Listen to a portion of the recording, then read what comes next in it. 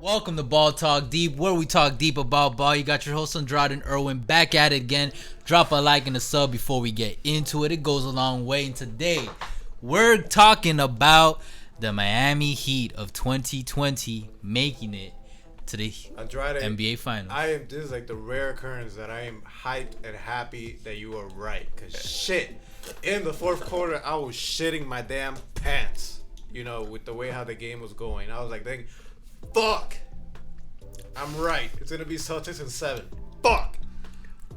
The cooler heads prevail, and I am very glad, and I'm super glad for Heat Nation. While the job is not done yet, we advanced to the NBA Finals for the first time since 2014 to face the same man that left our ass. Basically, but you know what? We back at it again. To face the same man who got us there 5 years ago. That's crazy. Hey, but look, speaking about crazy, this game was super crazy. The Celtics, they definitely threw the kitchen sink at the Miami Heat. They did. I was a little shook there in the early part of the fourth quarter. I was like, damn, Heat might be choking. Because look, throughout the game, despite being foul trouble, Daniel Theis, he fouled out. That was a game changer. When he fouled out, bro, that's when we started picking up momentum because then the paint wasn't as clogged up. Kemba Walker, he had foul trouble. He had 5 fouls, during that game as well. And plus, Kemba was jocking up them threes, bro. There were times where I was just like, if I was a Celtics fan, I would be pissed at Kemba Walker right now. Marcus Smart, he showed up. He was doing his thing. He showed up. At Jaylen Brown, he definitely showed up. And Tatum. Did his thing.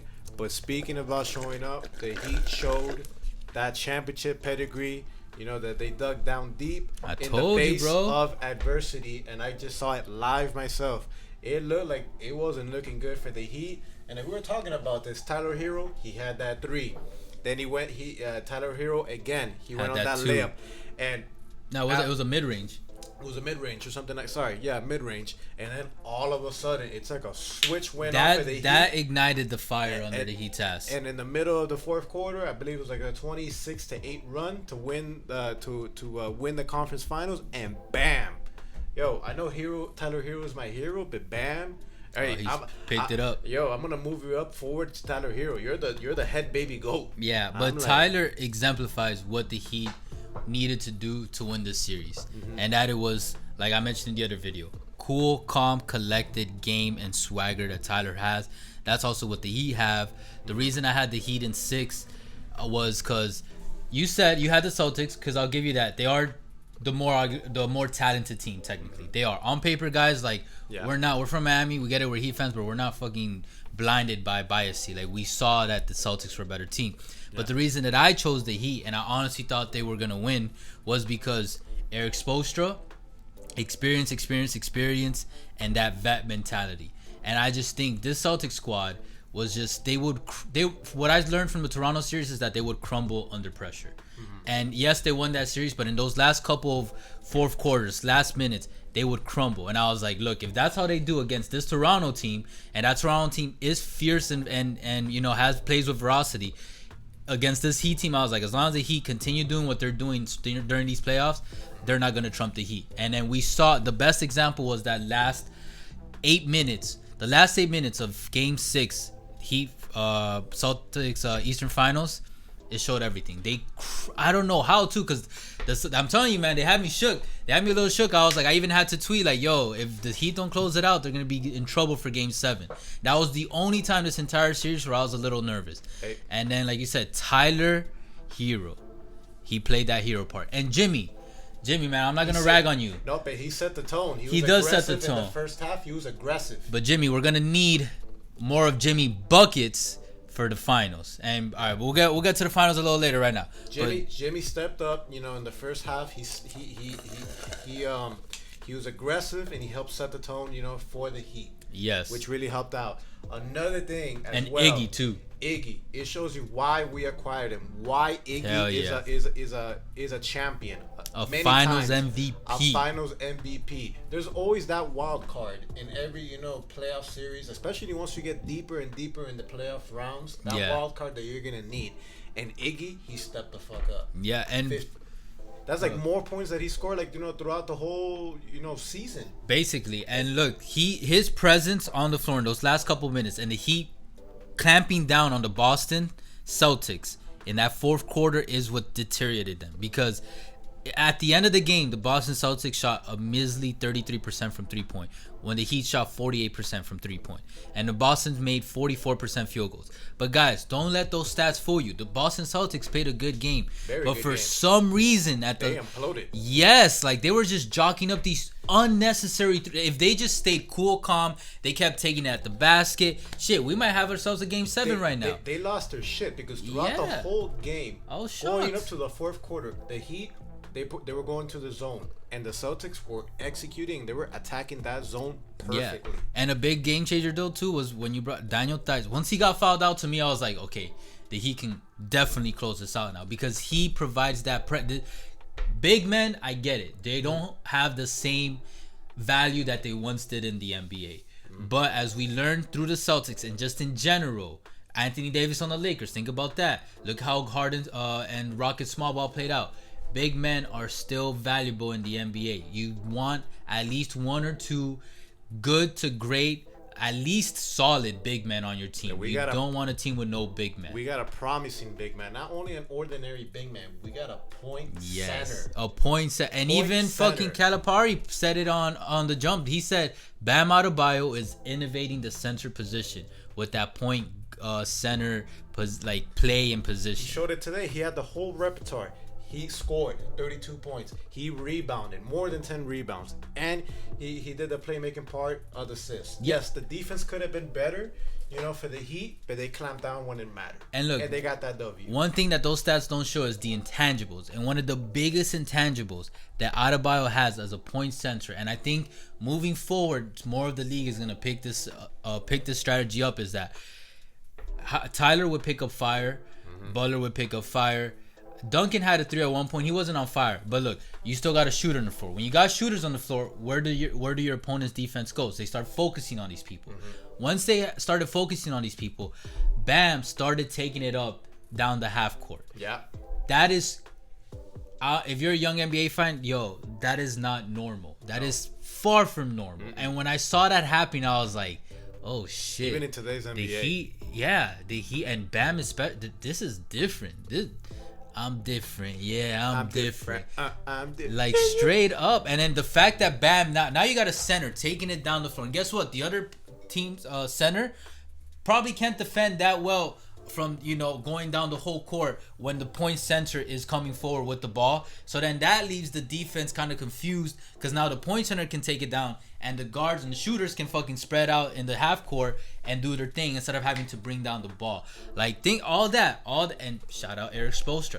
Erik Spoelstra believed in Bam, believed in what he can do with this.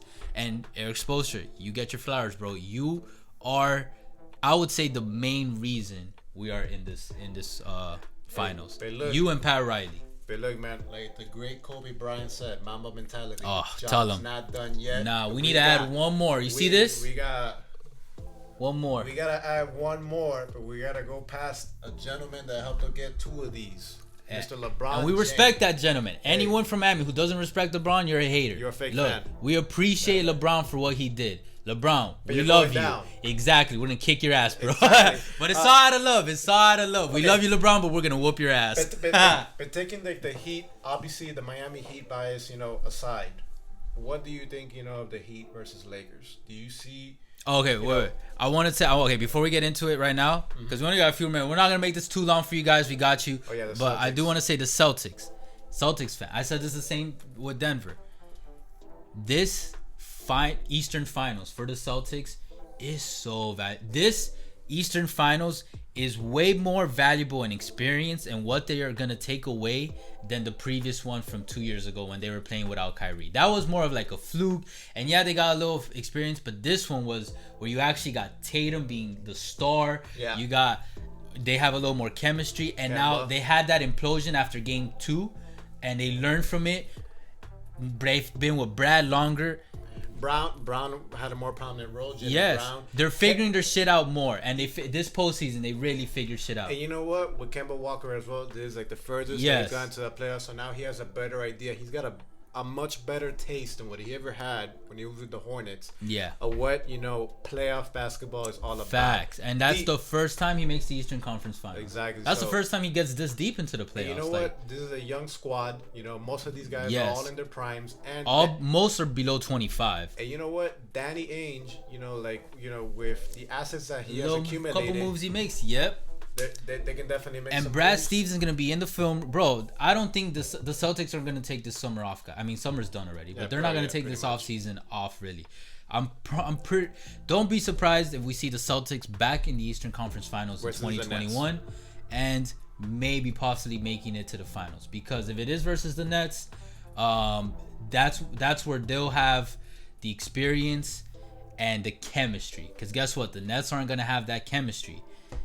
This Celtics team, guys, Celtics fan, y'all should be happy. Obviously, you guys didn't make it. You guys were this close again, but trust me, y'all are good for the future. You guys are good for the future, but y'all check on your boy Paul Pierce. I don't think he's looking so good right now. But, I just had to say that, man. That guy's a clown. Yeah, I feel. But transitioning from Paul Pierce's biggest opponent, the Lakers, LeBron James, Andrade. Like, kind of give us. Robbie's gonna go into it more. But true. We'll make a whole episode about it. Right now, based on what you see right now, what we know, what do you think? What type of feeling you're gonna get with the Lakers versus the Heat? What type of series are we talking about here? Bro, we are talking about one of the most exciting finals in recent years. Now let me break this down real quick. Why? Look, man, I'm getting chills just thinking about it. That's crazy. Yeah. We don't have a dynasty. No. We have a foundation. We don't even know. No. I'm talking about like in both teams. We don't have a dynasty in either team this finals. And dynasties are good for ratings. We don't have two big teams because the Heat were the underdog Cinderella story. We just have one that we expected. I'm sure maybe the Bucks would have caught more ratings, but I think this is gonna have more of the world tuning in. Yeah. And it's because it's LeBron James versus his former team, the Miami Heat. If it was against the Cavs, it wouldn't be. But the reason that this is going to be I'm pretty sure these finals are going to have at least good ratings, good to great ratings, is because people forget that when LeBron came to the Heat and they had the Heatos were one of the biggest phenomenon in sports. Wherever I would travel during that time, from 2011 to 2014, people would talk about the Heat. People that were into basketball in different countries would talk about the Heat. If I said I was from Miami, I remember in Brazil, I went to go play ball once in like a local park. Everybody was asking me questions about Miami, the Heat. I would walk into stores like their own champs version, whatever. Heat. That was the worldwide team. Remember, the worldwide team is the Lakers, but LeBron and the Heat together did Lakers-esque type of like branding. Yeah. And there are people, like someone told me today, they're super casual fan. The reason they're gonna watch this finals is because it's LeBron versus his former team. They said if it was LeBron versus the Celtics, they wouldn't have watched it. Yeah. And yes, people are gonna bring up, but it's the Lakers and Celtics history. Yes, but that's more for NBA fans like us, guys. Casual fans. But based on that. But based on like right now, or what like the two teams right now, how many games do you see this going? This actually has the potential to go to 7. Okay. In my mind, my gut is telling me it's gonna go to 6. Okay. But I think it can go to 7.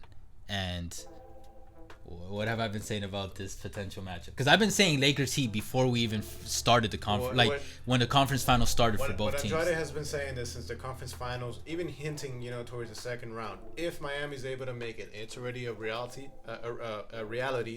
It's the Miami Heat, Pat Riley versus LeBron James. Yes. I know. We know Pat Riley's not gonna be playing there, but Pat Riley was pissed off. That disrespect that LeBron did when he left. LeBron James versus Pat Riley. Remember that, guys. Take that and run away with it. People are going to be talking about Spoelstra and Tyler and Butler, but I'm positive. Rachel Nichols, I'm positive she's going to bring it up in the jump at some point about Pat Riley. But guys, take that to sleep for now. Know that we already have the final set up. We're definitely gonna dive in deeper. Miami Heat are in the NBA finals. Into the finals. Anything is possible. Anything is possible. Anything is possible. But God, guys, I can't wait to add one more right here. Guys, for now, we're gonna have to leave. We love you guys. You know, all the new subscribers we've been getting, all the Trying new to get viewers. it out of the graphics way. You guys already all know. Leave a like, leave a comment, subscribe. Whether you love the Heat, whether you hate the Heat, whether you love the Lakers, just in basketball in general. And we'll catch you soon. Oh, and heads up, wait, we're gonna go live. Same thing you guys seen if you're a new viewer. We go live on Insta every single finals game, and we're gonna do a reaction video after every single finals game. And people are. I don't know if you guys outside. can hear that. Yeah, people are honking on the streets of Miami. Oh my God, it's a beautiful time, bro. It's a beautiful time. I'm gonna tear. But guys, we're gonna go to La Carreta right now to join in the hockey with the pots and Calle pans. Ocho. We'll catch you guys Probably soon. catch Pitbull out there. Yes, sir. Later. Take care.